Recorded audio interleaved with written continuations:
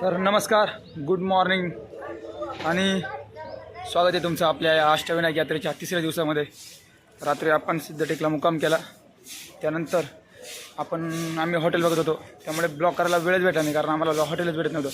शेवटी आम्हाला एक ठिकाणी हॉटेल भेटलं, तिथं आम्ही जेवण केलं आणि मुक्कामाला आम्हाला रांजणगावला यायचा आमचा प्लॅन होता, कारण खूप वेळ झाला होता. रात्री उशिरा आम्हाला 1 वाजला रांजणगावला यायला आणि आम्ही रांजणगावमध्ये आलो आणि इथं मुक्कामी थांबलो. आणि आता रांजणगावमध्ये आम्ही दर्शन घेतो आहे. आणि विशेष म्हणजे आज या आपल्या महाराष्ट्र राज्याचे विद्यमान उपमुख्यमंत्री आदरणीय अजितदादा पवार हे सुद्धा आज त्यांचा वाढदिवस आहे, आज 21 जुलै, आणि ते इथं दर्शनाला आलेले 22 तारीखला ते सुद्धा आज इथं रांजणगावला दर्शनाला आलेले महागणपतीच्या. बघूया आपण, चला.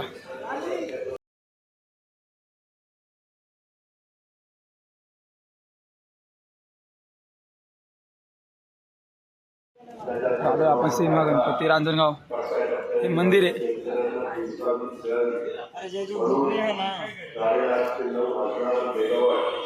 आणि कळस बघतात तोच मुख्य गाभारा असावा असा अंदाज लावू शकतो आपण. हे आमचे दाजी, वैभव दाजी. दादाचा आवाज पण तुम्हाला येत असेल, आजी दादांचा. त्यांचं भाषण चालू आहे सध्या. हां, तिथे समोरची गर्दी असते, तिथे आजी दादा आले.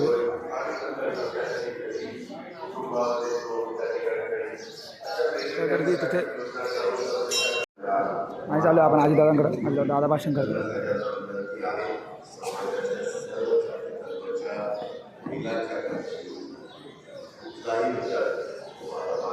म्हणजे कुठे कोण भेटेल आणि कुठं कोण भेटेल काय सांगता येत नाही.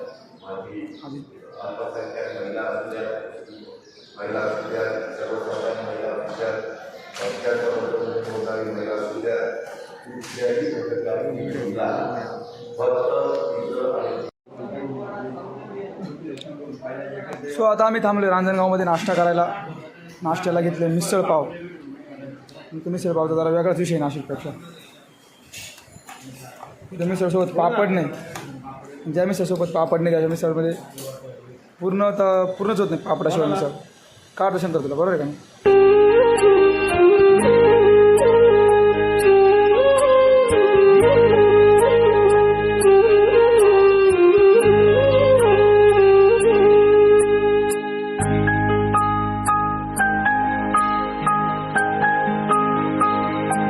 शोधू कुठर भाऊ कसर मीच स्वतःला भाऊ कसर या मावळातून मावळून माझ्या राधार माझ्या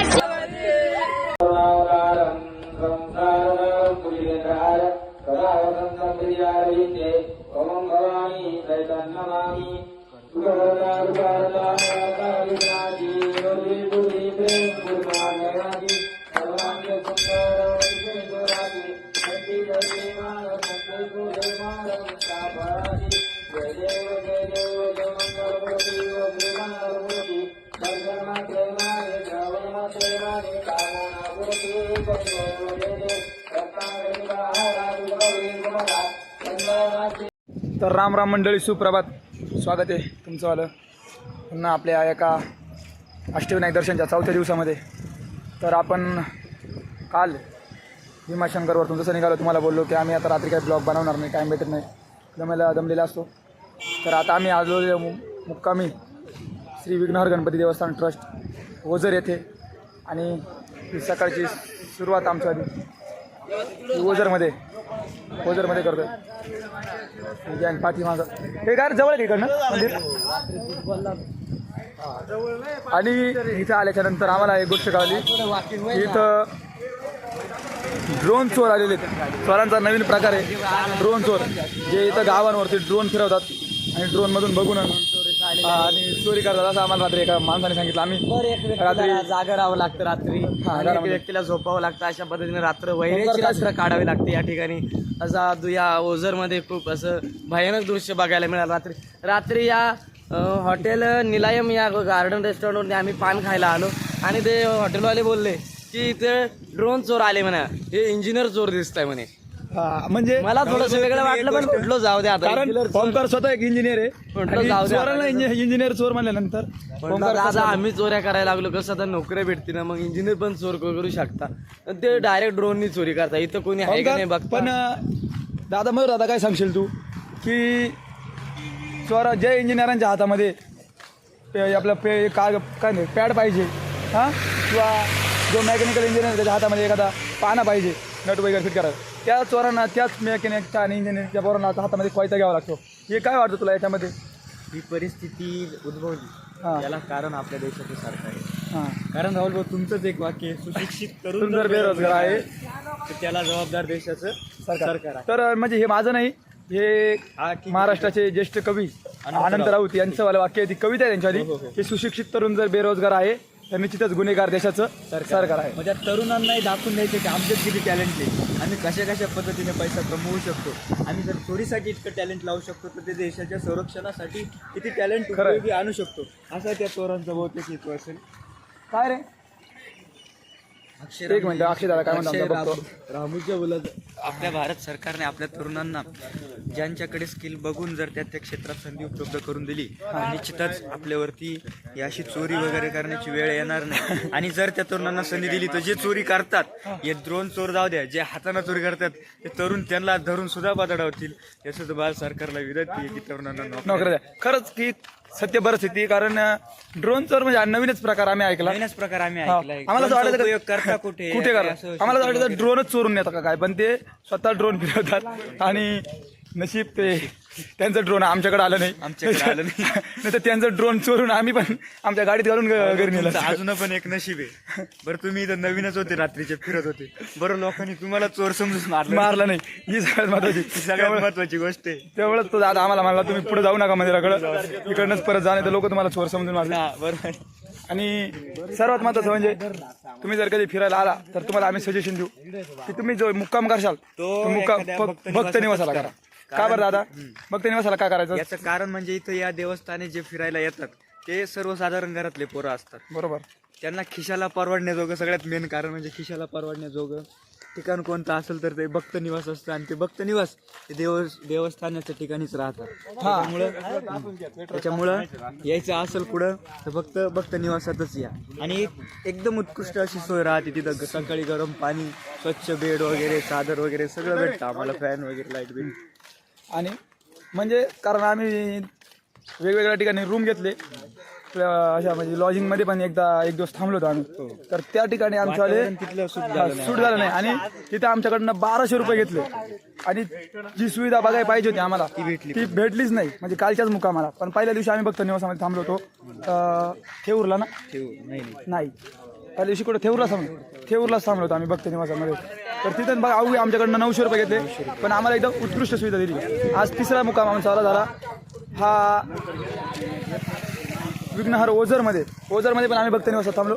अवघे 800 रुपये आमच्याकडून घेतले पण एकदम सुविधा चांगली, सकाळी गरम पाणी, टॉयलेट वगैरे एकदम चांगलं होतं नाही का, म्हणजे साफसफाई पण एकदम चांगली होती.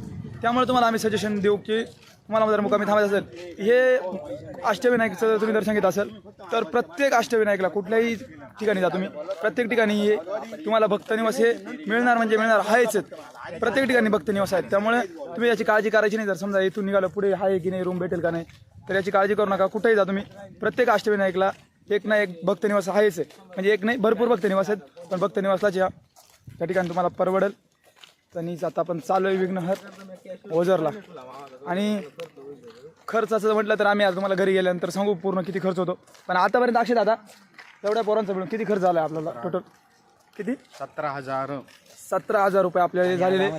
आज आम्हाला 4था दिवस आहे, म्हणजे काहीच खर्च आमचा झालेला नाही. पण त्यामध्ये तुम्हाला एक सांगतो की आम्ही सर्व एक जीवाचे पोर आहोत, असे कोणी बाहेरचा नाही, सगळे आम्ही एका सार्वजनिक गणेशोत्सव मित्रमंडळाचे मुलं आहोत. त्यामुळे आमच्याला असं काही नाही, कारण आम्ही अक्षरशः दुपारचं जेवण जरी नाही केलं तरी आम्हाला काही वाटत नाही. म्हणजे आम्ही चालूच राहतो, फक्त फिरत राहतो नाही का, आम्ही पुढचा रूट कव्हर करत राहतो. आम्ही एकाच वेळेला सलग जर सांगायचं म्हटलं तर काल आम्ही सकाळी मिसळपाव खाल्ली होती, तर रात्री जेवण केलं, दुपारचं जेवण केलं नाही. म्हणजे तिथं आपला थोडं खर्चाचा 19-20 होऊ शकतो.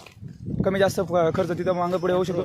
पण 17,000मध्ये आमच्या गाडीमध्ये 7,000चं डिझेल बसलं आणि बाकीचं 10,000 खर्च आम्हाला मग गाडीची पार्किंग असेल, चहा नाश्ता, भक्त निवासाचे भाडे असेल, जेवण, या सर्व गोष्टींना आम्हाला आणि डिझेल वगैरे धरून 17,000 रुपये आतापर्यंत खर्च आला आहे. बघू आता घरी जाईपर्यंत किती खर्च होतो आणि आपल्याला टोटल खर्च एक जणाला किती येतोय. कारण आम्ही जे आहे ते सुरुवातीलाच 2,500 रुपये हे जमा केलेले, एकत्र केलेले आहेत आणि त्यातूनच हा खर्च चालू आहे. बघूया मग पुढे किती होईल. शिवभार माझा राजा रा, माझा शिवभार माझा राजा रा, माझा शिवभार माझा राजा रा, माझा शिवभार शोधू कुठं रा, ठाऊ कसं रा, मीच स्वतःला ठाऊ कसं.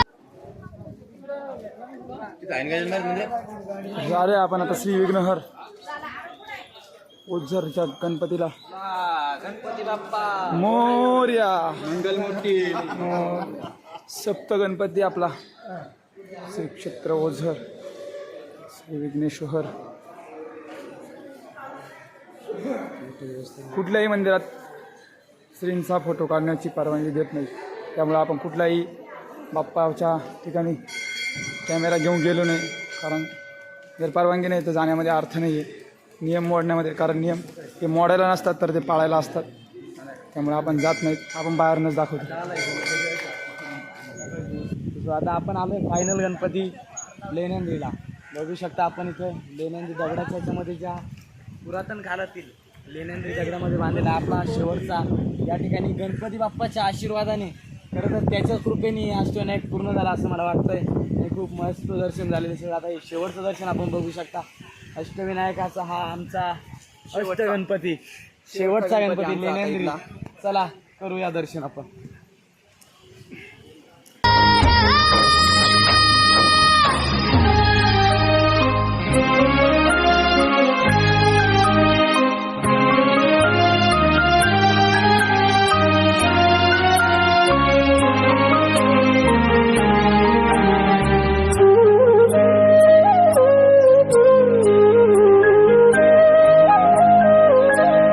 श्वास हे गाणं, श्वास हे गाणं बदलले किती जन्म मी,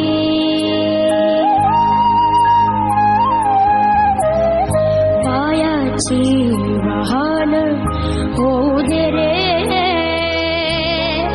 एकदा तरी. डोळे मिटून घेतो मी तुझ्या पाशी येतो, डोळे मिटून.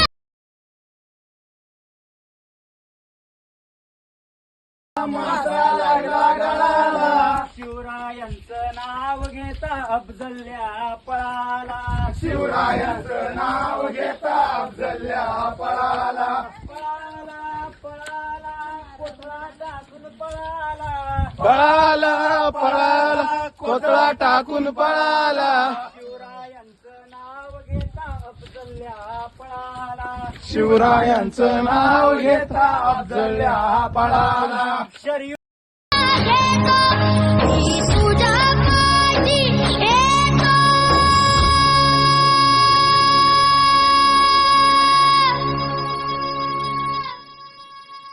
मांडी तुझी दे एकदा माझ्या उसाला,